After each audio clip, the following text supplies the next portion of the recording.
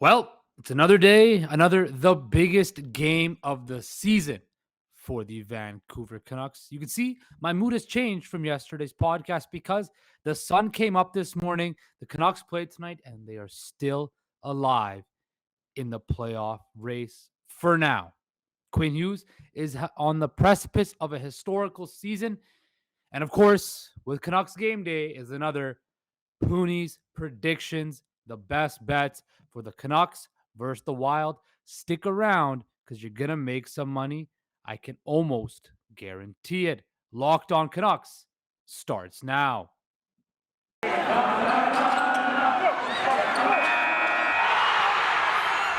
Locked On Canucks, your daily podcast on the Vancouver Canucks. Part of the Locked On Podcast Network, your team every day. Hello, everybody. I am Justin Pooni, once again, your host for Locked On Canucks. I want to thank you for tuning in to today, April 21st, a Thursday or a Friday Junior episode of Locked On Canucks. Of course, you could find us on YouTube. Please like and subscribe to our channel. Please follow us on Twitter at Locked On Canucks. And also, I want to thank you for making Locked On Canucks your first listen of the day. We, of course, are available wherever you get your podcasting services. And most importantly, we are free. For myself personally, you could find me at _process sports on Twitter. Well, it's another day, another Canucks game day. Today, it is in Minnesota, where the Canucks take on a Minnesota Wild team that has pretty much secured their position in the playoffs. They are going to be in the playoffs. They are going to be one of the top three seeds in the Central Division. It just depends on whether they're going to be second or they're going to be third, where they're going to take on the St. Louis Blues. The Wild have 48 wins this season, a very impressive season by the Minnesota Wild. Kirill Kaprizov and the whole squad in Minnesota has improved. But if we slide back to the Canucks, they are still mathematically alive. They're still alive. They have 77 games, 87 points. Vegas last night, I was watching the third period of that game. I saw Alex Ovechkin bag goal number 50 on the season. His ninth 50-goal season. The only other players to do that, of course, Wayne Gretzky and the late, great Mike Bossy. And I thought, Ovechkin's going to score. Best news possible. Hopefully the Caps can, muster win regulation or maybe even hand Vegas an OTL loss, which would help mightily. Unfortunately, Vegas won in overtime, and they sit at 89 points with 78 games to play. So a win with the Canucks tonight would put them back in a tie with Vegas with the same games played. Of course, Vegas has more wins. Dallas sits at 91 points, 4 points up on Vancouver. They do play tonight. They play against the Calgary Flames, the first place team in the Pacific. LA is in action tonight. Another team the Canucks are chasing at 92 points with 78 games played, 5 points ahead of Vancouver. They take on the Chicago Blackhawks. So, the Canucks got to handle their business in Minnesota and also hope that LA catches a loss and Dallas catches a loss to maybe make things a bit better. But let's be realistic here.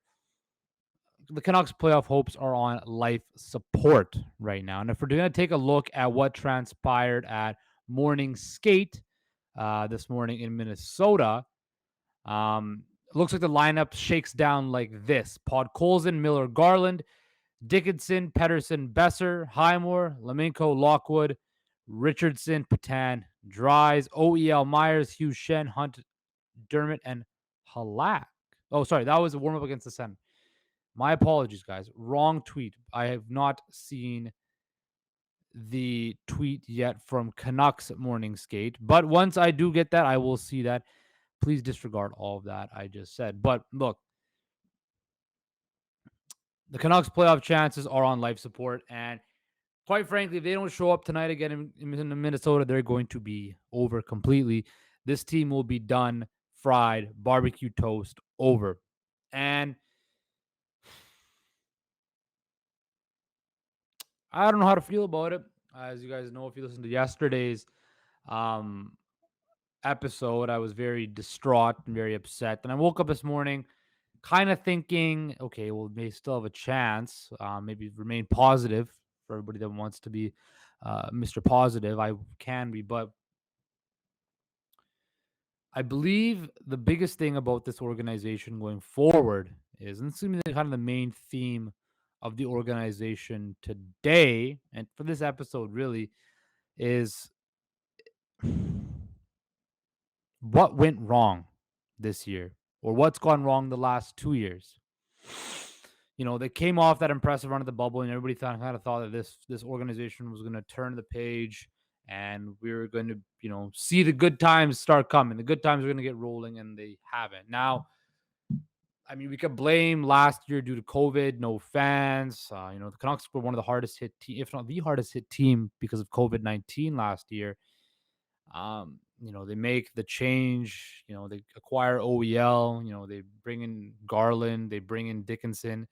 Um, and you thought, this team. I know I surely did thought this team had a chance. I thought before this season started, the way the Canucks roster stacked up is they had a chance to be, if not the second best team in the Pacific Division, but the third best team in the Pacific, a playoff team for sure. And it wasn't far off, but what happened is just this organization for 10 plus years has had disconnect from all over. It's gone with the quick fix. The quick fix, the boat is leaking or my tire's flat, but instead of getting the tire replaced, I'm just gonna put a plug in it for the meantime and hope to keep on trekking and make it up the mountaintop. And unfortunately, as anybody could tell you in life, that's just something you can't do. You can't just plug a hole in without fully repairing it and expecting it to work fine. If you are if you have a leak in your house and you put tape on it, yeah, it might stop it for a little bit, but eventually it's going to burst again because you have not stripped it down, re-drywalled it, re-puttied it, whatever you have to do to make sure and ensure that that seal will never break or won't break for a while. Sustainability. Sustainability is what makes elite businesses and elite companies last for longer. Why do you think McDonald's has been the best fast food place or the most visited fast food place for decades? Because they've built a sustainable business plan. The Canucks have not done that. The Canucks have gone from a team that had sustainable amount of success for other than 2 years, from basically 2002 to 2012, 2013. The Canucks during that stretch had sustainable amounts of success, consistently being in the playoffs, consistently winning division titles, consistently being a threat in the Western Conference. And after that whole Gillis era, the Burke era kind of died down, you've seen zero sustainability from this franchise. You saw them make a push in the playoffs, a push for the playoffs in 2015 and get absolutely waxed by the Calgary Flames. And then instead of stripping it down to just the foundation, stripping it back down to the studs and rebuilding it, they thought, we're a 100-point team with aging veteran players. Let's just keep this thing going and see what will happen. We'll trade a Jared McCann for an Eric Goodbranson. We'll try to get a Brandon Sutter. We'll try to do this quick fix and that quick fix and just keep it going. Hopefully, we'll learn on the fly. When in all actuality, you can never go on the fly in anything in life. And coming up after the break, I just want to get a quick ad read in, but I'm going to come back to this right after, and then touch on Quinn Hughes a little bit too, because he has to be touched on. But before I get to that again, I just want to give a quick shout out to Shady Rays. Shady Rays is an independent sunglass company that gives you features of $200 sunglasses for a fraction of the price. That means polarized lenses, well-constructed durable frames, and premium high-end finishes. Also, something you won't find anywhere else is Shady Rays' insane protection program. Shady Rays includes lost and broken protection on every repair. They will send you a brand new pair if you lose them, no matter what happened. Give them a try, and if you don't love them, you'll pay nothing. It's as simple as that. Plus, 10 meals are donated to fight hunger in America when you shop with Shady Rays. Exclusively for our listeners, head to shadyrays.com. Use code locked on to get 50% off two or more pairs of polarized sunglasses. That's code locked on for their best deals of the season. 50% off two or more pairs of Shady Rays sunglasses, backed by over 150,000 five-star reviews. So going back to the Canucks and sustainability, there has been zero efforts to be a sustainable winning hockey club. And maybe that's the problem. And it starts with ownership. Francesco Aquilini is a very successful businessman through real estate development and stuff like that. He has created a sustainable method to make a lot of money, which allowed him to purchase the Vancouver Canucks and own them for what seems like almost 15 years now. Sustainable business. You look at a team like the Pittsburgh Penguins. Yes, they had Sidney Crosby and Evgeny Malkin, but when you have those guys, you are able to build a sustainable brand. You look at the Detroit Red Wings. They were able to find players through their scouting and drafting and development, acquire players, have a system of sustainability. The San Antonio Spurs, you had Tim Duncan, but you also had a system of sustainability. The New England Patriots, a system of sustainability. The Canucks don't have a system of sustainability. As I mentioned, you trying to do the quick fix, the quick fix, the quick fix. Now, in doing so, the Canucks have acquired decent pillar pieces to build around, as I've mentioned on nauseum. Demko's, the Horvats, all of these guys. You know who they are. Those guys can help you create a sustainable environment. But the thing is, you can have a Lamborghini or a great furniture collection or a great art collection or whatever and have not the right pieces around it to highlight it.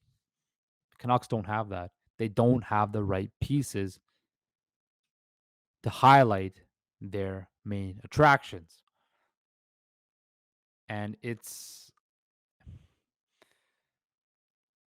I've been teetering on the fence a lot about rebuild, not to rebuild. What do the Canucks do from here? Where do they go? Where does this franchise go to reach which the way I see it is the Canucks are at a fork in the road. You go this way, and I mean both roads could lead to the end goal. They could lead to the end goal of the Stanley Cup. I don't know.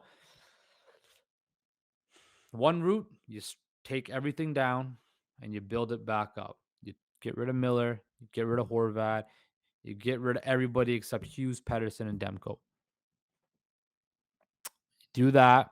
I don't think they're going to go that route because now it would take a lot of cojones to do that, especially in a hockey crazed market like Vancouver, to strip everything down and rebuild. But sometimes, to relate it back to construction again, sometimes when you have a house that might look great on the interior, they have a lot of structural problems.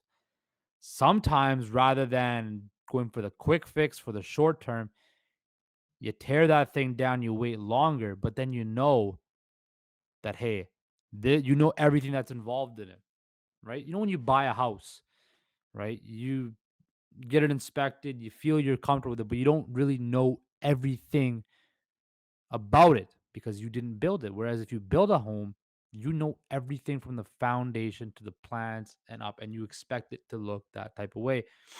And when you look at when Jim Rutherford came in, this is not his roster, this is not his team, this is not his house. He joined on, and it's going to be interesting to see, is he going to knock this house down and rebuild it to how he wants it, or is he going to renovate it to get to the same goal? Now, it could, renovating could give him the same thing, increase the price, relating it to real estate. It could get him that big offer, or in this case, the Stanley Cup. It could. It might most certainly could. But also, tearing it down and rebuilding it might be the smarter way because it'll take longer, but you know that you're going to know everything about the house, or in this case, the franchise, as you go up. So it's like I said, I'm interested to see what everybody has to say. I think this franchise, because of the ownership, is not going to allow them to do the full on rebuild, tear it down, and rebuild it back up, especially after they kicked it so close to the playoffs. And then, look, they're still not mathematically eliminated, but let's be real, it's gonna be hard. And I don't see um I just don't see it happening, especially with the way Francesco is running this. He wants to make money. He knows if he goes into a full on rebuild, he's gonna lose concession, gate revenue, all that stuff because nobody's gonna want to watch. As I said, we're not a sports town or a hockey town, we're a Canucks town. Nobody's gonna want to watch a rebuilding NHL franchise. Nobody's gonna want to watch. The games will be empty. Nobody will want to come. But if you renovate it and you still push towards the playoffs, people will come. So that's my take on that, on just the sustainability and how the Canucks have failed to do so. But I want to talk about a guy who, quite frankly, has been sustainable and I think is not getting enough talk this year, and that's Quinn Hughes. Quinn Hughes is on the precipice of breaking the Canucks defense scoring record, which is kind of surprising because I thought he would have done it already by now, but he's not. Um, he's currently sitting at 50. Hughes picked up 2 assists in the last game, which was 54th and 55th of the season. He's currently at 61 points. The record was set by Doug Lidster, who had 63 back in 1987.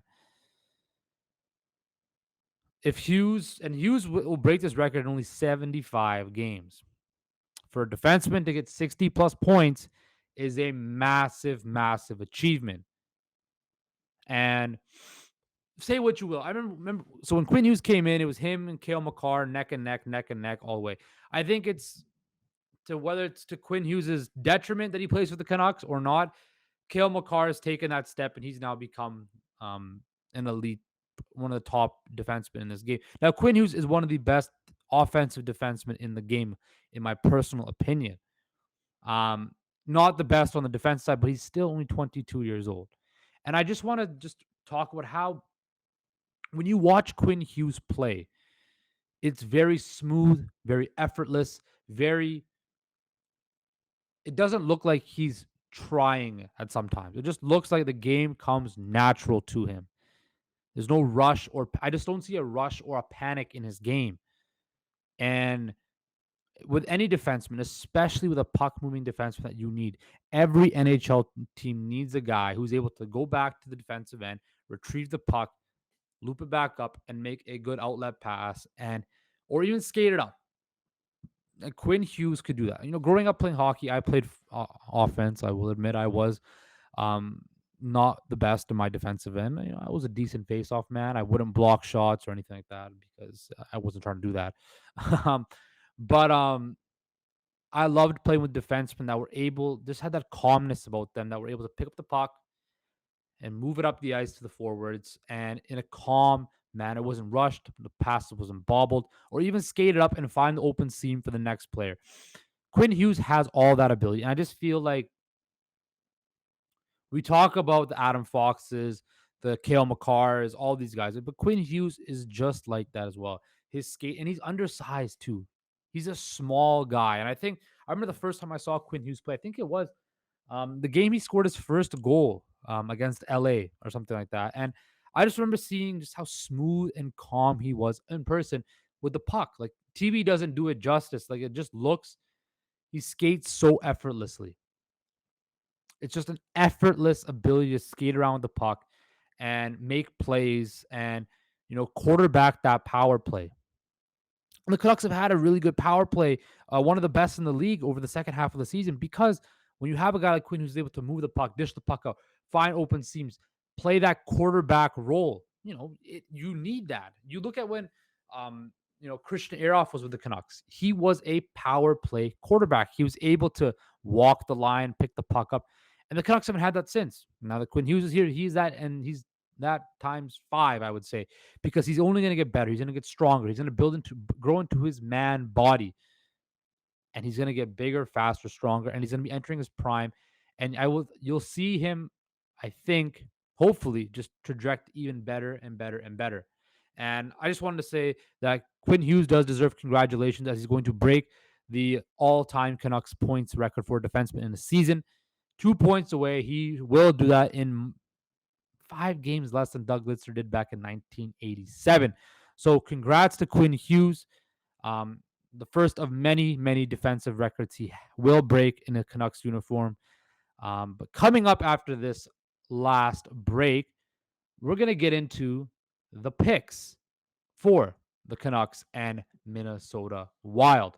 But first, I want to talk about BetOnline. Speaking of betting, betonline.net is your number one source for all your betting stats and sports info. Find all of the latest sports developments, league reviews, and news, including this year's basketball playoffs and the start of the Major League Baseball season. BetOnline is your continued source for all your sporting wagering information, from live betting to playoffs, esports, and more. Head to the website today or use your mobile device to learn more about the trends and action. BetOnline, where the game starts. Well, the Canucks game starts at 5 p.m. Pacific time, Pacific Standard Time on the beautiful West Coast. And if we look at the lines right now, the Canucks are currently sitting at plus 1.5, about plus 155 on the money line. Over under set at 6. And I think, yes, those are the main lines. So tonight, I'm going to go with the Canucks plus 150. I think they lose this game in a close fought game. Potentially overtime or shootout once again, but I see the Canucks losing this. I'm gonna go the under again because they've gone over the last couple of games, so it's gonna be under. It's gonna be a 3-2 game. It's gonna be a sloggy, boring game in Minnesota. And I think a guy like Ryan Hartman or Kirill Kaprizov will score for Minnesota. So take those guys. As for Vancouver, give me a Pettersson goal and give me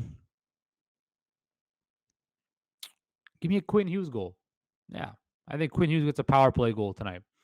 So give me Pettersson and Hughes goals for the Canucks, Kaprizov and Hartman goal scores for the Wild, and give me the Canucks plus 1.5, but to lose 3-2 in Minnesota, ending the playoff dreams. That is where I'm going.